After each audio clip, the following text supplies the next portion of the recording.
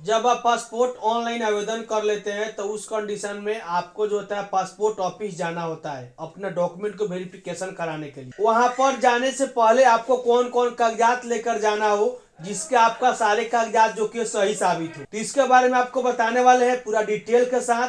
क्योंकि अगर एक बार जो कि पासपोर्ट ऑफिस से आप घूम के आ जाते हैं तो आपको दोबारा से अपॉइंटमेंट भी बुक करना होता है। तकरीबन आपको 20 से 25 दिनों की टाइम फिर से आपका खराब हो जाता है। तो ये टू जेड आपको प्रोसेस बताने वाले हैं डॉक्यूमेंट का रिक्वायर्ड से लेकर पूरा वेरिफिकेशन तक। तो चलिए शुरू करते हैं कि आपको जिस लेवल में आपने उसमें डॉक्यूमेंट को सिलेक्ट किया होगा वो आपको एड्रेस प्रूफ के लिए सिलेक्ट किया होगा या आप डेट ऑफ बर्थ प्रूफ के लिए।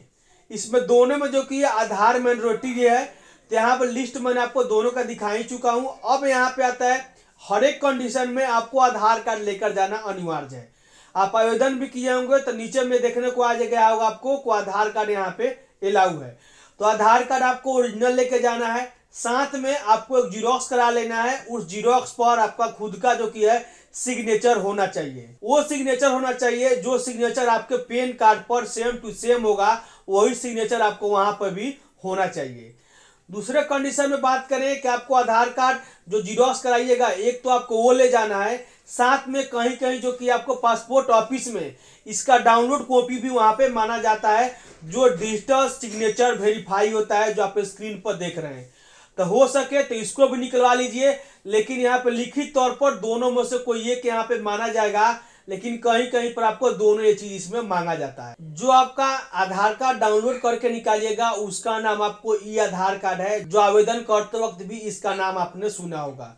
दूसरे कंडीशन में आपके पास एक पैन कार्ड होना चाहिए, उस पैन कार्ड को ओरिजिनल भी कॉपी लेकर जाना है और साथ में उस जो कि जीरोक्स कॉपी पर यानी फोटो कॉपी आपने कराया होगा वहां पे भी आपका सिग्नेचर होना चाहिए। और उसके बाद यहाँ पे आपको अगर पढ़े लिखे हैं तो आपको नॉन एनसीआर और एनसीआर आपने सेलेक्ट किया होगा, तो उस कंडीशन में नॉन एनसीआर सभी के लिए अच्छा होता है। नहीं तो एनसीआर कोई बनवाता है तो उनको जो कि 2 साल लगातार जो कि किसी अलग कंट्री में वो काम करता है, उसके बाद नॉन एनसीआर जो कि उनको अप्रूवल मिलता है।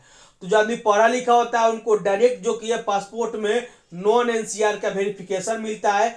तो उस कंडीशन में आपका 10th का जो सर्टिफिकेट होगा वो आपका मार्कशीट भी हो सकता है या सर्टिफिकेट जिसके प्रकार हो जिस पर सेकेंडरी आपको लिखा होता है उसका भी आपको जीरोक्स कॉपी साथ में लगाना होता है और वहां पे भी सिग्नेचर आपको एक सेल्फ अटेस्टेड के तौर पर अपना खुद का सिग्नेचर करना होता है।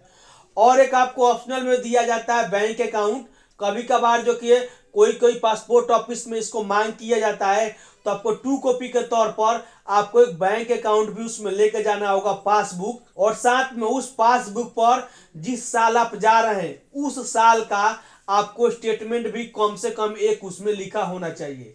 ये सभी जो कि पासपोर्ट ऑफिस के लिए मैंडेटरी नहीं है, बैंक का पासबुक और ई आधार, लेकिन कहीं कहीं पर इसको अलाउ भी किया जाता है। जब इसको ले जाते हैं पासपोर्ट ऑफिस में तो फर्स्ट ऑफ ऑल जो आपका डेट दिया जाता है, अपॉइंटमेंट डेट दिया जाता है, स्लॉट जो आपको दिया जाता है, उसको कभी भी ना आप आगे जाए ना पीछे जाए, आपको टाइम टू टाइम वहां पे पहुंच जाए। अगर आगे जाते हैं तो दलाल का चक्कर में आप पड़ जाइएगा और आपको काफी जो कि टाइम भी वहां पे खराब हो जाएगा। जैसे आप वहां पे इन करेंगे तो उस कंडीशन में आपको डायरेक्ट डॉक्यूमेंट का वेरिफिकेशन के तौर पर एक पूछताछ चेंज होता है, वहां पे एंट्री होगा, सारे डॉक्यूमेंट को बोला जाएगा आप निकाल लीजिए, ये चीज वेरिफिकेशन होगा और आपको एक काउंटर जो कि उसमें डिसाइड कर दिया जाता है कि इस जो कि काउंटर पर आप चले जाइए।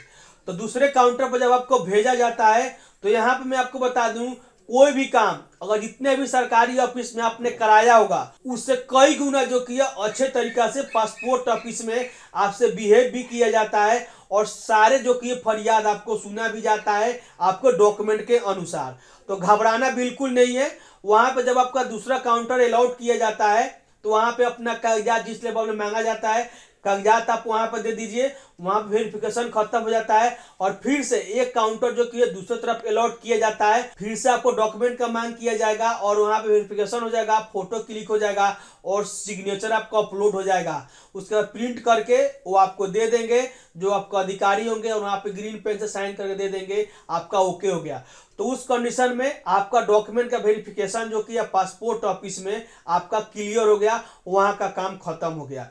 तो इस प्रकार जो अपने कागजात मैंने आपको बताया है वो जरूर लेके जाएं। तो आपको 24 से 28 घंटे के अंदर में ही आपके मोबाइल पर SMS आ जाता है कि पुलिस वेरिफिकेशन के लिए। तो आपको चौकीदार आपके द्वार पर विजिट करता है या आपके थाने से डायरेक्ट आपको कॉल आता है वेरिफिकेशन के लिए कि आइए अपने कलेक्टर अप्लाई किया हुआ है, यहाँ पर वेरिफिकेशन कराइए। तो उस कंडीशन में आप खुद से उनसे पूछ भी सकते हैं। अगर नहीं पूछते हैं तो अपने जो कि ग्राम पंचायत के मुखिया से या आपको जो पंचायत का जो प्रधान होता है उसका सिग्नेचर कराइए, उसका लेटर हेड पैड पर अपना कलेक्टर वहां पे लिखवा लीजिए। उसके बाद एक चौकीदार होता है वो लिख कर देता है और दोनों कागजात को जो कि सबमिट करना होता है अपने थाने में, तब आपका पुलिस वेरिफिकेशन होता है। कोई भी इंतजार करना होता है कम से कम आपको 20 से 25 दिन, और आपका जो कि पासपोर्ट डाक द्वारा बाई पोस्ट आपके घर तक आ जाता है। तो यही था दोस्तों पूरा प्रोसीजर, जब आपका डॉक्यूमेंट वेरिफिकेशन से लेकर आपका पासपोर्ट आने तक। अभी वीडियो संबंधी किसी भी तरीका का आपको प्रश्न है तो कमेंट करके पूछ सकते हैं। मैं हूं राज शर्मा, फिल्म टॉपिक के साथ। तब तक के लिए जय हिंद।